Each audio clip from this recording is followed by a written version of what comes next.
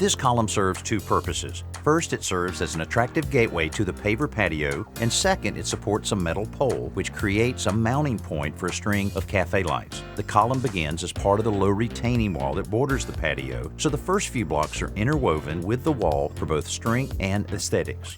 The pattern used with the blocks will depend on how large you want the base of the column to be. Here we're using the large rumblestone blocks, which are 7 by 10.5 inches. It's important that for each new row, the blocks overlap the seams of the previous row so that the structure retains its strength as it goes up. That means there should be no vertical joints that extend from one row to the next as the column grows taller. Construction adhesive between the rows helps hold each block in place, and when the column reaches the desired height, it's capped with thinner, large pavers, one of which has a hole drilled in it for the metal pipe that will support the lights. After the pipe is inserted through the hole, that paver is lifted up and Quikrete fast-setting concrete mix is poured into the void around the pipe.